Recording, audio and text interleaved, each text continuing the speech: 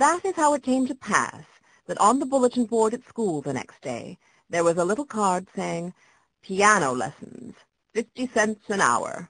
Rush Melendi." Mr. Coffing, the principal, helped. He spoke to Judge Laramie, who spoke firmly to Floyd and Myrtle. He also mentioned the matter to the half-dozen other parents who had pianos as well as children, and in a week's time Rush had 8 pupils, 1 every day after school and 3 on Saturdays. Each day, besides his school books, he carried a briefcase with music in it, and finger exercises, and lined music paper. February was very cold. There was what Willie, who really knew nothing about it, called a black frost. The brook froze over solid. Even the little cascade was covered with a deep, ruffly collar of ice, although underneath it you could still hear the water tinkling and rushing. After school each day, they tried out Mrs. Oliphant's ice skates. They could hardly wait to get back in the afternoons, flinging their books down on the hall table, searching for their skates, not even removing their mittens as they snatched a quick cookie from the jar in the pantry. For the next hour or two, until it was really dark, their part of the valley was filled with the sound of voices, bumps, outcries, and the peculiar ringing strokes of blades on ice. Mona and Rush had had the most practice. They spiraled about on the glossy surface, falling very seldom.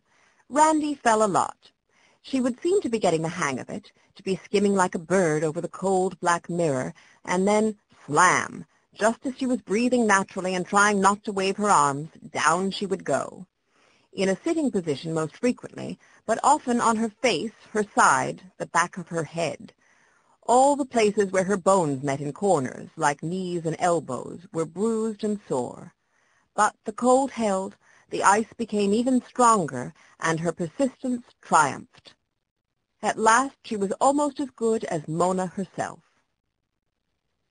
Oliver just walked on his skates, taking each one completely off the ice before he set it down again. He walked with a strange, jerky gait, keeping close to the banks, his arms flapping like wings, and his mittened fists grasping at twigs, branches, passers-by, and anything to balance himself. He fell on an average of once every 3 minutes. He didn't smile or speak. His eyes were set in a stare of glassy intensity. His tongue stuck out at the corner of his mouth, and from time to time he made a small grunting sound of effort. Oliver took skating hard and refused to be helped.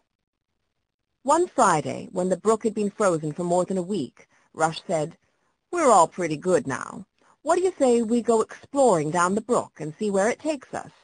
When we come to rough places or holes or open water, we can make our way along the banks." "Why, you know perfectly well we'll just end up in Carthage," Mona said. "The other way, then. Why not? We've never gone very far in that direction, even walking. The woods are so thick," Randy suggested. "All right. You want to come along, Oliver?" "Huh?" said Oliver, who hadn't heard a word. "I don't want to go anywhere. I'm busy working," which was true. Nobody could have called Oliver's method of skating a pleasure. They had to walk down the banks at the side of the frozen cascade, and then they took to the brook again. It was dangerous and eventful skating. Boulders kept rearing up from the ice, and there were twigs and snags of dead branches sticking out like antlers to trip one, and live twigs and branches reaching down from above to slap one's face and pull one's hair. Expertly Mona curved and dipped and dodged.